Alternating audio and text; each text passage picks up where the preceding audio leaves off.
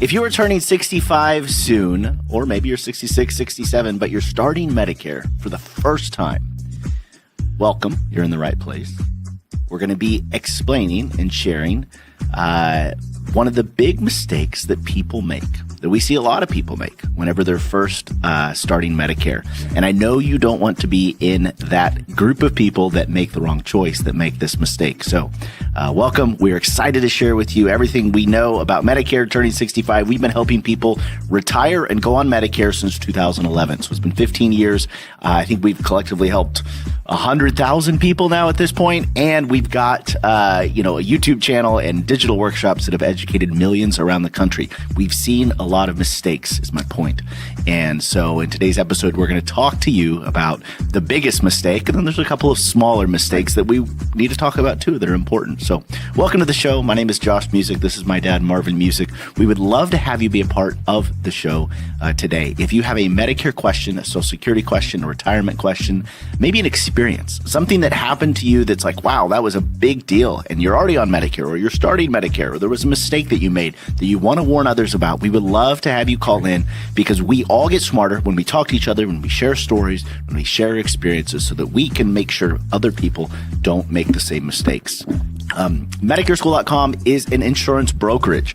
We have a big focus on education. We do a daily show. We do twice a week live streams. We have digital workshops. We have a Facebook group that you can join. We have the #1 Medicare educational YouTube channel on the planet. And we've got a team of about 100 people right outside these studio doors that would love to help you.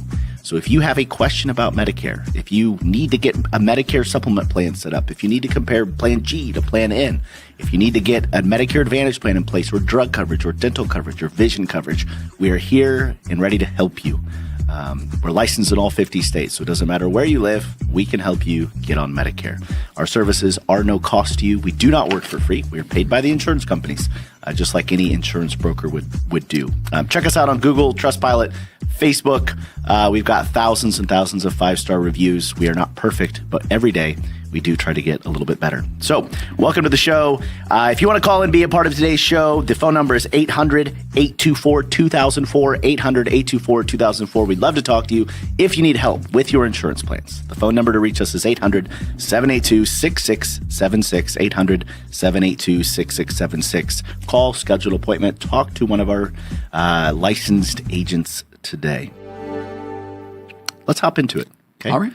Turning 65, maybe you're 66, 67. This is your first time on Medicare. Right. What are the mistakes that people need to be aware of so that they, don't get caught in a situation they should Sure. Let's talk about the kind of the minor mistakes first, and then let's talk about the major one, because we don't want anyone to make any mistakes. So we're going to show you how to avoid making these mistakes. So I think one that is very common is people oftentimes don't understand the importance of choosing the right enrollment period to come into Medicare. And so if you're making a decision now and you're not sure exactly what to do, let's go through that. And it's very simple. If you are in one of these 5 situations, you must go on Medicare at 65. And if you don't, you're making a mistake. Number one, So you have to. These have 5. to. That's exactly just 5. Real Real simple. And so number one, if you are no longer working, or your spouse is no longer working, meaning you do not have an employer-provided option available to you, you must go on Medicare at 65.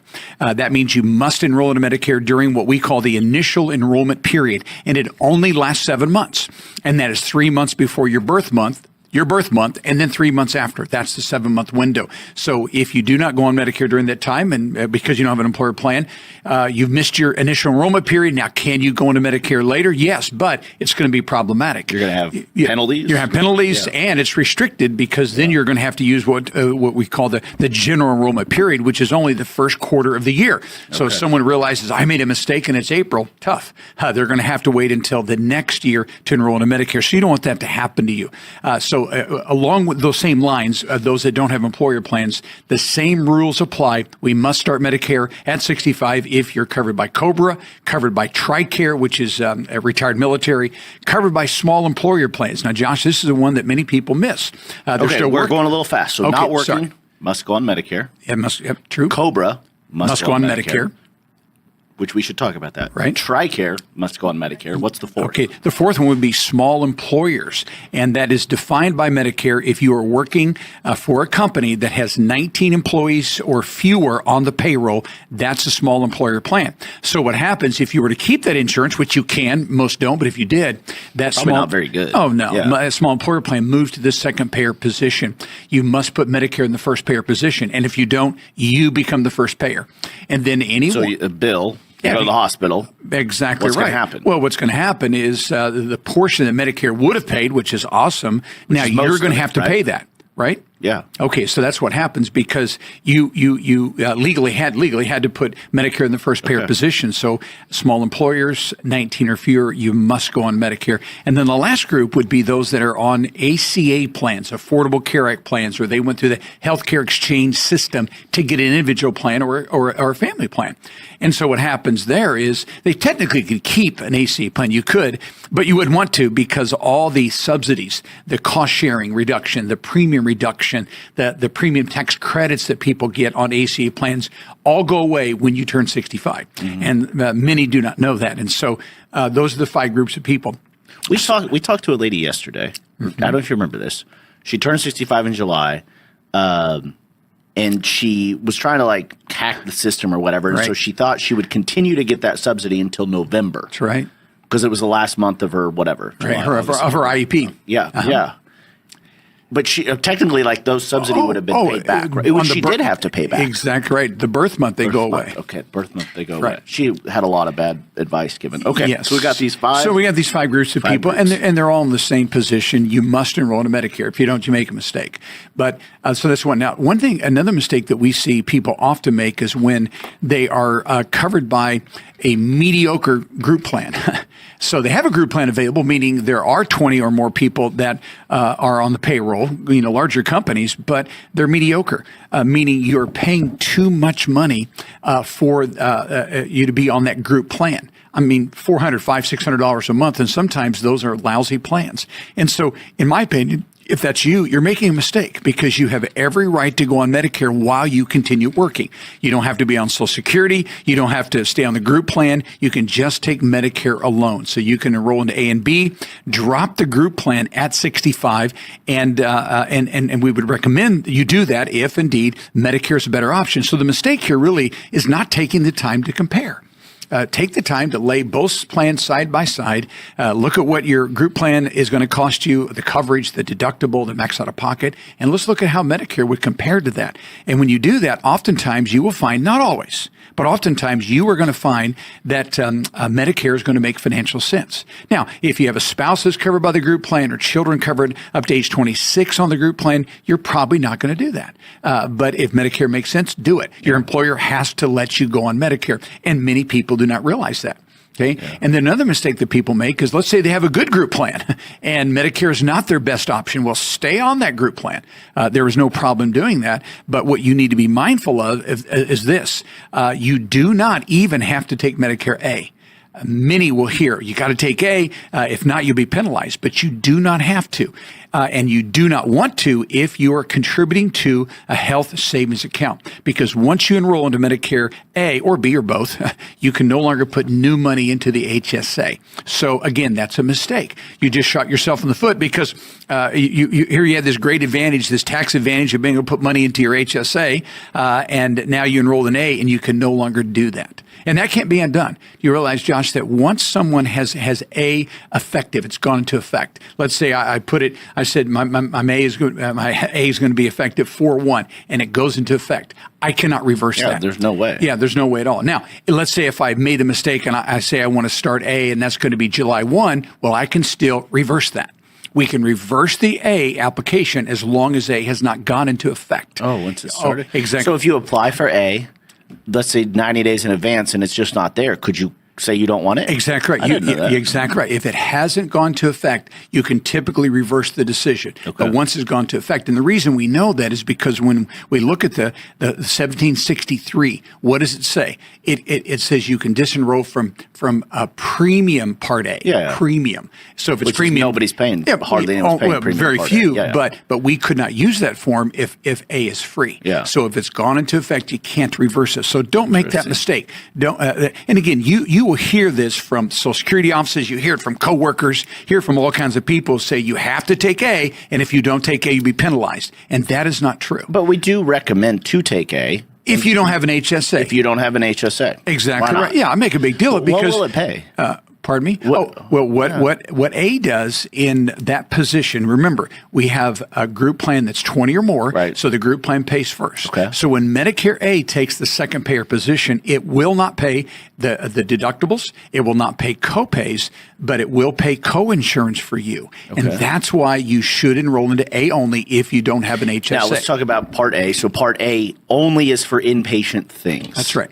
Right, so we it's have not to be going to admitted pay hospital. anything if you go to the urgent care or what. No. You got to be admitted. That's it's a good point. care. Good point. So this is going to take care of you if you're hospitalized Which is like or skilled big nursing. things, you know. Oh, Yeah. absolutely. Yeah. Well, the truth is the majority of people today, when they have a hospital claim, they do have some co-insurance responsibility. Yeah. And so Medicare can pay that. So my suggestion to you is if that's you and you're still working, you don't have an HSA, let's go ahead and take A. And when you go to the hospital, if you had to, we're going to give them both insurance cards. We're going to give them our company card and our Medicare A and B card. And Medicare will coordinate the benefits for the co-insurance. Okay. They will pay some of that for you. If you are listening to this and you have had an experience, or maybe you're on an employer group plan and you have Part A only, I would love to see like an explanation of benefits or some coordination of coverage. I don't know if you've seen any of that, but I would love, call in, tell us your experience. If you have an employer covered plan and you have Part A and you've went to the hospital and there was, I'd love to just see kind of how that works, because I've not ever seen an EOB on that. Right. Be helpful. Yeah, that will definitely pay. So that's a mistake. And then really, let's talk about the big one. Then we start taking some questions.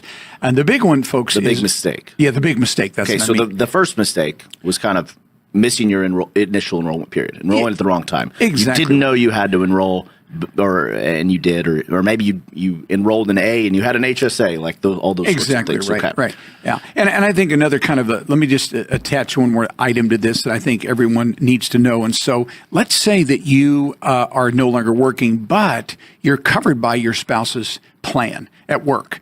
And they're going to continue to work, but you are already taking Social Security. What's going to happen in your situation is you are going to be automatically enrolled in Medicare A and B. So let me regroup. So we're saying you're on Social Security, automatically enrolled in A and B, Medicare card shows up 100 days before your birth month, but you have a good group plan. Because your spouse is working. That's right. Your spouse is still working. So in that situation, if that's you and your spouse it's costing your spouse less than, let's say, $250 or less a month to cover you on a good group plan, then what I would encourage you to do is disenroll from Part B. You have to keep A if you're on Social Security, but you do not have to keep the Part B. And the reason I'm saying this is because if you have a good group plan, who pays first? Your employer or spouse's employer. And Medicare is in the second payer position, and you are having to pay at least $202.90 a month. It's a waste of money. So my point is, if that's you, when the Medicare card comes, we have a good group plan, you can disenroll from B by looking at the card, turn it around, turn it over, and on the back side, they give you the chance to check a box that says, I do not want medical insurance. And medical means Part B. Hospital is Part A, medical is Part B. Check the box, sign your name, send the card back in, and then Medicare will drop the Part B. You don't have to pay the Part B premium, and now they'll send you a new card with Part A only. So I would do that. All right, let's talk about the biggest mistake that you can make, and that's this. Not understanding that you are given a once-in-a-lifetime opportunity to get any Medigap policy that is sold in your state with no health questions asked, no underwriting involved. All pre-existing conditions will have to be covered by the insurance company, meaning regardless of how unhealthy you may be, that company will approve your application. And so that period of time is limited. It is 6 months of your Medicare Part B date. And so you do not want to miss this, especially if you have health problems. So what happens during this 6-month window, it begins on our Part B date. So if I start Medicare, you start Medicare at 65, then you have 6 months from the B date. Let's use me as an example. I started Medicare in January. And so my 6 months was January, February, March, April, May, June. So I had all the way from January 1 to June 30th to apply for a Medigap policy. Even if I was in the midst of cancer treatment, the insurance company would have to take. And what is a Medigap? Okay, well, it means a Medicare supplemental plan. Like a Plan G. A Plan G, a Plan N. So not an Advantage plan. Advantage plan doesn't have. It's a different rule. Well, it doesn't have medical underwriting. Yeah, right? ever. Yeah, ever. Exactly right. But Medicare supplements will have. That's right. So except during this 6-month window. So we don't want you to miss that opportunity. And so if someone decides to keep working for 2 more years, doesn't take A, doesn't take B, and now they start at 67, that's when the 6-month window begins. And what I'm trying to show you and teach you is that the 6 months is tied to the B date. Now, from a practical standpoint, you don't have to wait until your Part B begins to actually apply. We can usually apply 3 months in some states, 6 months in other states. So we can apply in advance. Most people do that. And so if you're going on Medicare and you want a supplemental plan, this is the one time you never have to worry about underwriting. So take advantage of that Medigap OEP. So the penalty here is really not financial. It is that if you're unhealthy and you don't take advantage of this, then you may never, ever get a Medicare supplemental plan unless you live in New York, Connecticut, or Massachusetts. Those 3 states do not live by that rule, but all the other 47 do. Interesting. Okay. All right. So, big mistake. Get your Medigap, your Plan G, if you want plan in place within 6 months of your Medicare Part B starting. And the technical, logistical thing about this is you don't have to wait until the month that you turn 65. It's actually, most insurance companies will take them between 3 and 6 months in advance, the application. Yeah, so, they're not going to affect until your B date. Right. Yeah. But they will take it in advance, so you don't have to be scurrying around trying to get it. Exactly right. Okay. Right.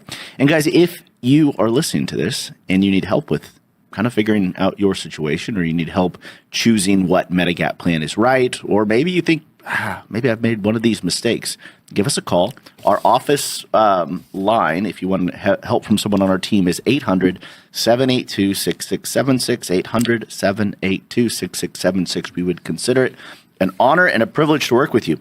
The kind of cool thing about working with us, I think that's different than most brokers or whatever that you call, is when you call in, you are not going to be transferred to the other side of the world, talking to someone in another country that doesn't speak your language natively. We're in the heart of America. We're in the Midwest. We're in Kansas City, where everyone comes to work every day to the same office, and we would love to help you. Whenever you become a customer of MedicareSchool.com, what happens is you actually get assigned, or you get put into a pod of people. It's a small group of people that know you. They know your name. You have a dedicated client care manager.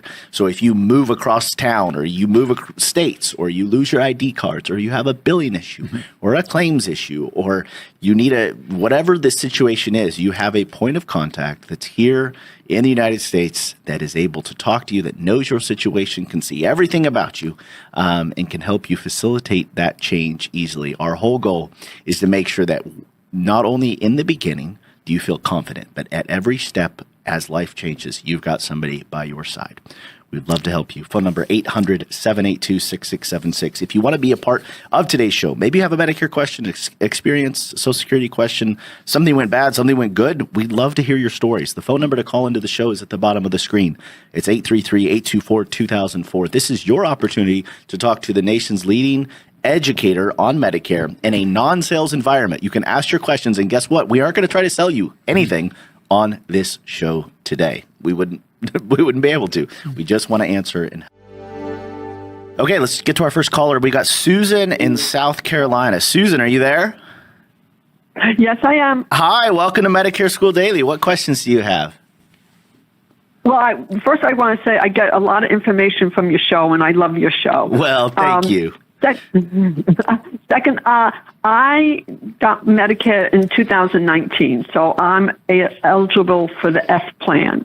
Okay. So I had AARP United Healthcare Advantage plan. It was great. I loved it. but last year they discontinued my particular plan. Sure. So then I was looking for a Medigap plan, and when I was trying to apply and everything, different agents were telling me that I'm only eligible for the F plan without going underwriting because I have a guarantee right.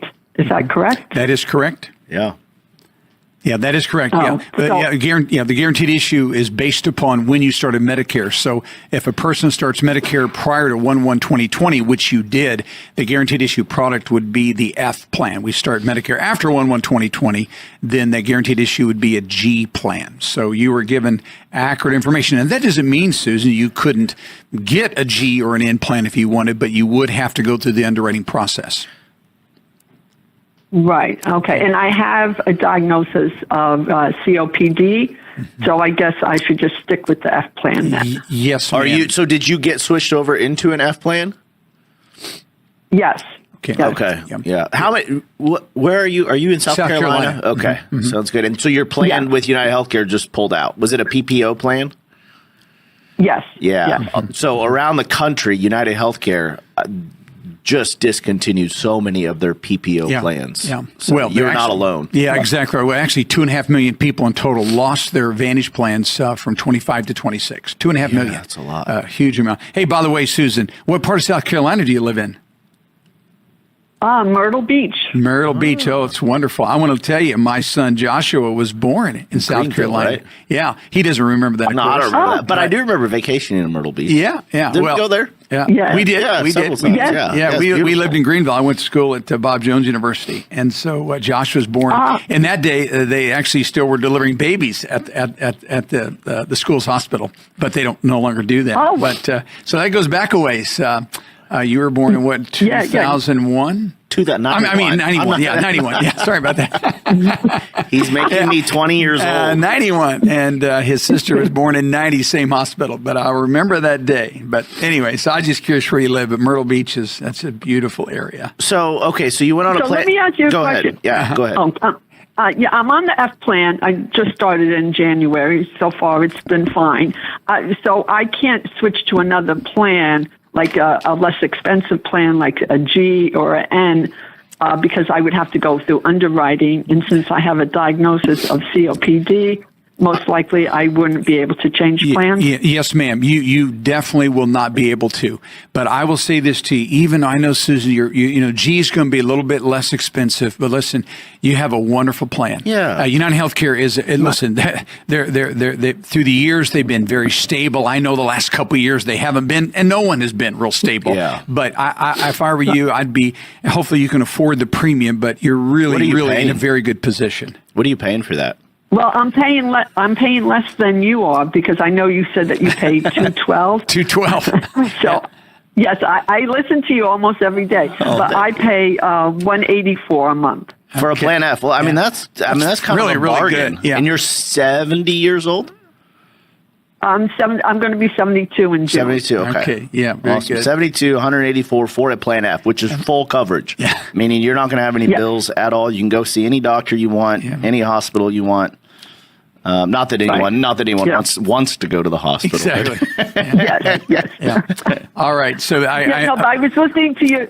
I was listening to your show yesterday, and it was correct when you said you don't want to have to pay the premium, but you're glad that you have the premium, that you have the insurance. Exactly So right. I have to look at it that way. Yeah, Yeah. I would. I think that's the right way to look at it. I hope you don't ever really need to use it extensively, but if you do, you'll be very grateful. I will tell you this: we never have a complaint ever, and we've been in the insurance business 17 years, Medicare 15 years, but we've never ever had a complaint on supplemental plans. No. As What far would as they have coverage, complaint people are for? disappointed sometimes The with rate premium goes increases. up sometimes. But as far as the Right. coverage and the quality, I mean, all hospitals take it. 99% of doctors are going to see you, so you have no issues whatsoever. So I think your Right. 184 is well spent. Okay. Well, thank you very much. I very much enjoy your show. Yeah, well, Nice thank to you. chat with Appreciate you, you calling in too. Good to talk to you. Okay. Take care. Take Bye-bye. care. Bye-bye. I didn't know COPD was a knockout. For sure a knockout? Yeah. I thought it was like COPD mixed with like 2 or 3 medications. No. It's just if you have COPD, absolutely. it's out. You'll never take you. They won't. I haven't done a MedSup application in a little, or read through those health questions in because a little while. It's chronic bronchitis and emphysema is what it is. Okay. That's COPD. Yeah, they won't What's take the thing? So on the mutual Omaha applications, like taking Eliquis. I think they'll it's AFib. I think they're the ones that will take AFib as long as it's not. There's one app. There's one application. I just remember we used to fill it out all the time. That was like, obviously oxygen is a knockout, but I thought it was like taking 3 or more respiratory, like, inhalers or all these different things. Right. I thought there was like a limit to it. There is. However, what happens though, if someone says yes to the COPD question, then it's a knockout. Then it's out. Okay. But if someone just simply would say, I have bronchitis, then they're going to say, are you taking 3 or more? Yeah. Exactly right. Then they're saying, okay. You really do have COPD. You just, the doctor hadn't called it that yet. Because you're taking that many inhalers, you have some kind of a serious issue. Yeah. If you're wondering like how you can get information from people that are on Medicare, maybe you don't have any friends that are on Medicare, or maybe you don't trust your friends that are on Medicare. I don't know. If you want to talk to some folks that are on Medicare, you could join our Facebook group. Go to Facebook, on your Facebook app, type in Medicare School Community. We have about 60,000 people in there that every day are asking questions, getting answers, talking to people about their experience. And so it's a great opportunity for you to just kind of learn from people that are already a year, 2, 3, 4, 5 years ahead of you. So we've got a comment that was left in the group yesterday, actually an hour ago, from Karen Buck. She says, how long does IRMA last if you were penalized? And then the second part of that, if you did a rollover but didn't receive a 1099, does that mean IRMA is not an issue? Those are 2 very different questions, obviously related to the same topic. So IRMA, first off, if you don't know what it is, if you make over $109,000 for single, 218 just doubled. If you're married, you are going to pay more for your Medicare Part B, and more for your Medicare Part D, as in drugs. So both of those, there's going to be, you could look at it like a surcharge, you could look at it like a tax, but basically saying you make high income, you're going to have to pay a little bit for your Medicare Part B. So our first question is, how long does IRMA last if you're penalized? Maybe speak to that, and then we'll go to the second part. Right. I do want to clarify for those of you that may not be familiar with it, IRMA is an acronym, and it stands for Income-Related Monthly Adjustment Amount. So they're raising your Part B and Part B and Part D premiums because of high income. All right. So what happens, these IRMAs will be calculated every year. So what is happening now, if you're on Medicare in 2026, they established your Part B premium from your 2024 tax return. And that is line 11 plus line 2A. We call that the modified adjusted gross income. So again, I'm on Medicare 2026. They look at 2024. If my income was high above those thresholds of single above 109,000, and the married filing a joint return above 218,000, then I'm going to be assessed this surcharge. But what happens, they recalculate them every year. So let's say I roll into 2027 and they look back at 2025, and now I have retired or semi-retired and my income has gone down. Now I will not pay an IRMA. So the whole point is you're going to, these are not lifetime. Now, they could be lifetime if your income stays up, which is a wonderful, wonderful problem to have. But if you retire or semi-retire and that affects your income, then again, it'll just be recalculated on an annual basis. Again, line 11 plus line 2A is your modified adjusted gross income, and that's what determines whether we pay an IRMA or not. Okay, so how long does IRMA last if you're penalized? Mm-hmm.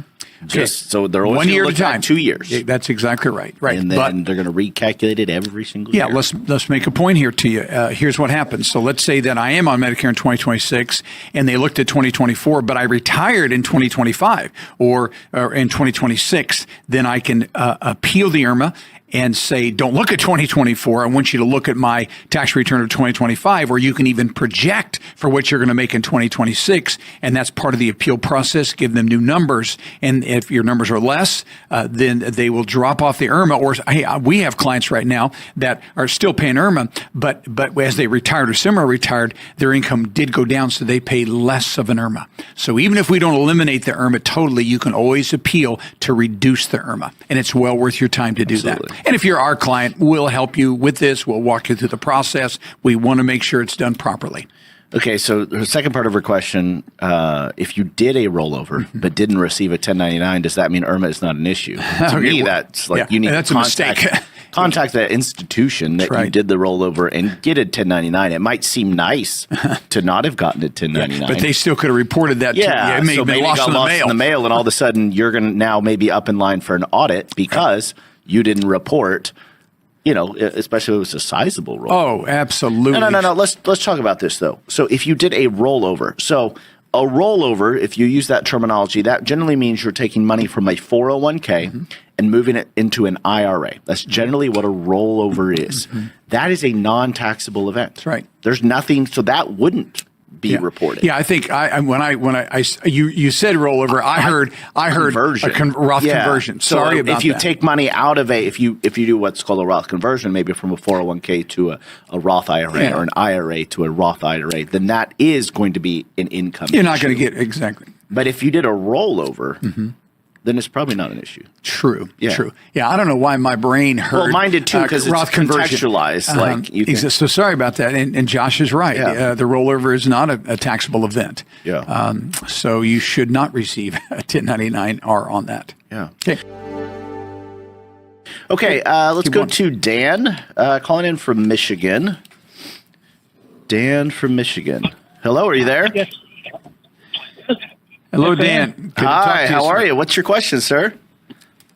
Well, it's regarding the earnings test. Okay, Earnings good. test. I have, it's regarding my spouse, actually. She became eligible for Medicare back in December 1st. She decided to retire on March 1st. Of this year? Yes, sir. Okay, good. And because of that, she's on the earnings test limit of $2,040 per month. Okay. Correct? Well, it just depends. Here's the way that works. So when you're saying she retired March 1st, you're saying she did work January and February of this year.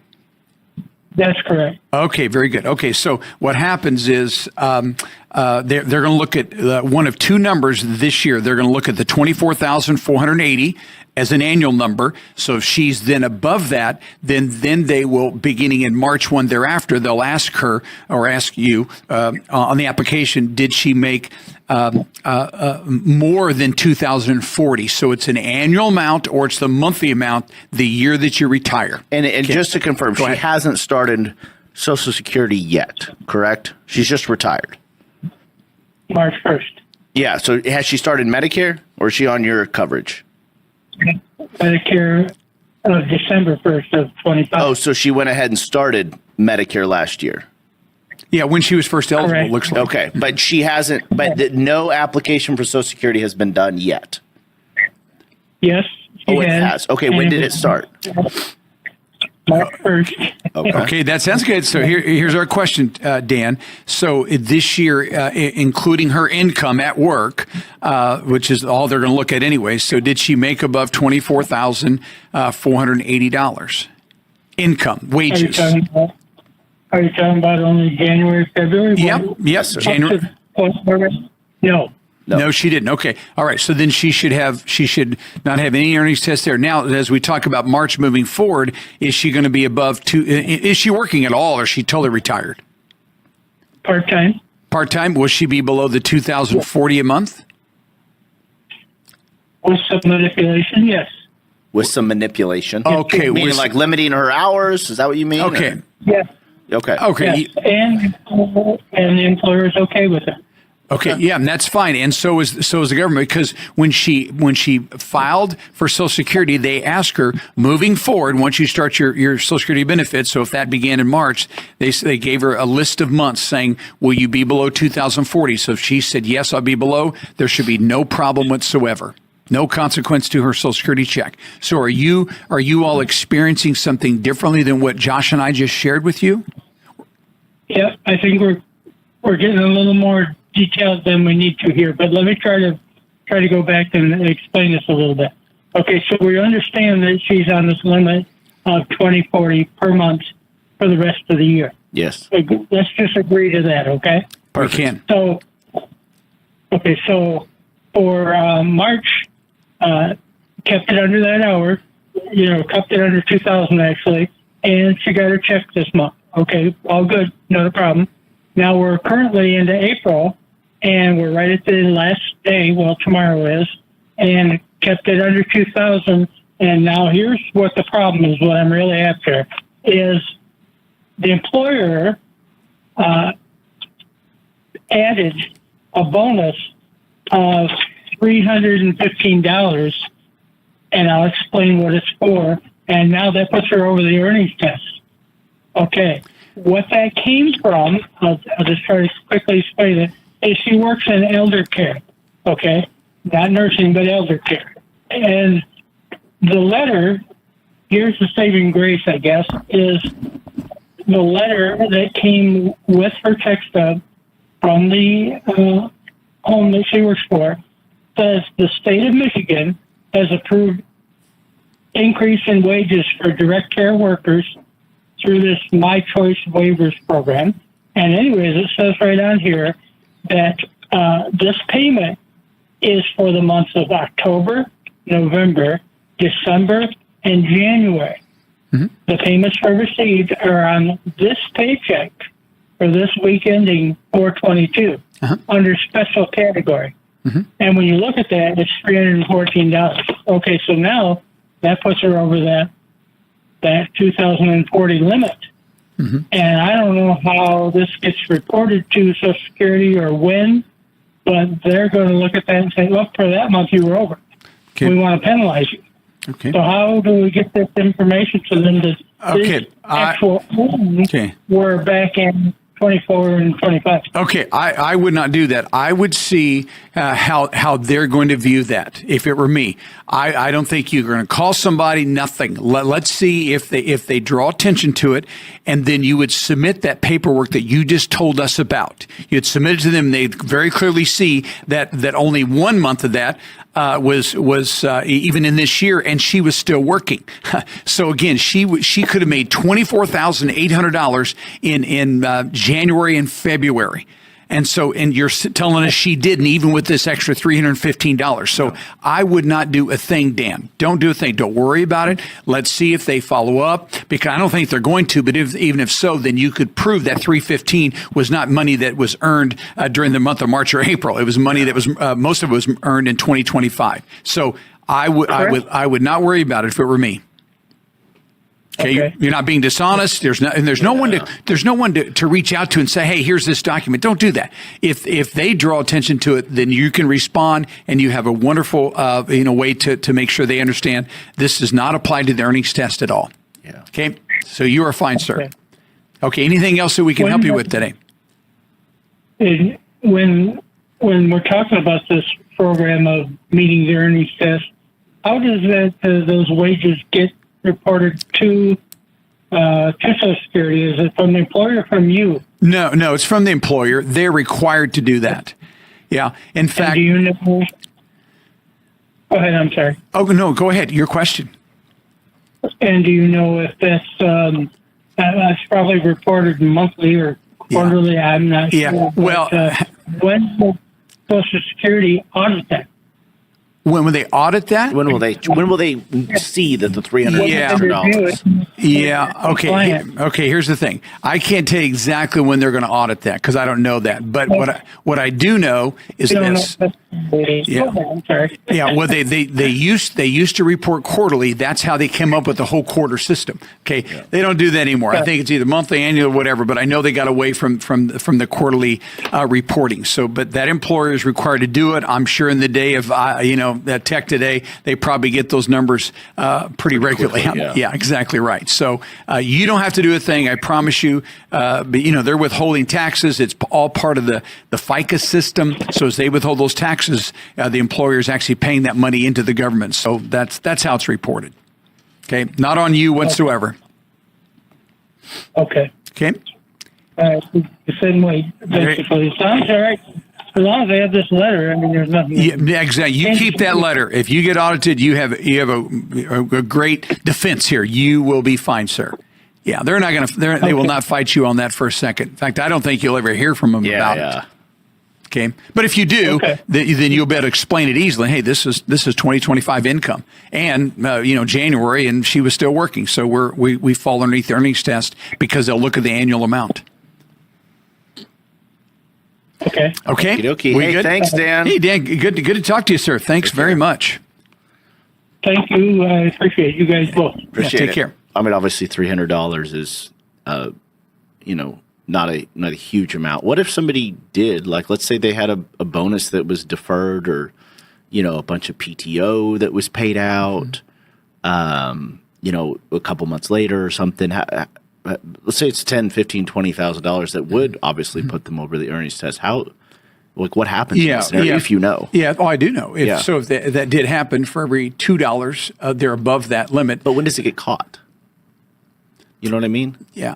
Like, is that in next year's taxes? Yeah. Well, and then it's withheld in the future? Here's my understanding. I think they report annually. Yeah. So I'm saying that's going to be picked up, but it's not. Sure. It probably It's not would gonna not be be right away. immediately. Yeah. Yeah. That's why some people will tell the government they're going to be below the earnings test, Yeah. and that changes. Sure, It yeah. does eventually catch up with them, but it could be a year. And so let's say that happened. What would be the most likely resolution of that? Do they just skip a few Social Security checks? Exactly right. Okay. They would say, here, you owe us $1,000. So then they would just withhold that from your Social Security check. And do they do that pro rata, or are they just like, hey, you're not getting this check, and this check? It's normally they're going to withhold Front load checks. it? Exactly Okay. right. They will. The full check. Right. Okay. Yeah. And I'm not saying they wouldn't send an invoice Yeah. along with that if it was Yeah. a small amount of money. If my Social Security check is $2,500 and I owe $400, Yeah. they're not going to withhold the full check. So either they're going to pull it out of that or send you a bill. Probably reduce that, exactly that right. initial check. Okay. That's interesting. $300 is, not a big deal, but I could see people getting larger amounts. Right. For various reasons. If you had an experience like this, you're listening to the show, call in 800-824-2004. We'd love to hear your experience so we can get smarter and help explain and help our other listeners know what's going on out there in the crazy land of Social Security. Guys, join us on Monday. We're going to be back together. We're going to be talking about this kind of crazy new idea that's been floating. We've been hearing both sides of this kind of echoing through the halls of CMS, and things that government officials are reporting on auto-enrolling people into a plan when you're eligible for Medicare, a certain type of plan. Just going to talk through the latest on that on that topic, because it is a little scary. It's a little concerning to think about, all of a sudden I'm automatically enrolled into a plan that I don't even know or understand or even say I want, and then I have to opt out. So we're going to talk about that on Monday, so join us. If you guys need help with your Medicare situation, call our office, 800-782-6676, 800-782-6676. We would love the chance to get to help you. If you want to be on the show, ask a question, share an experience, 800-824-2004. The phone number is down there at the bottom of the screen. We love doing this show with you guys. We love talking to you, connecting to you. So call in. I'd love to meet you. We'll see you Monday. All right.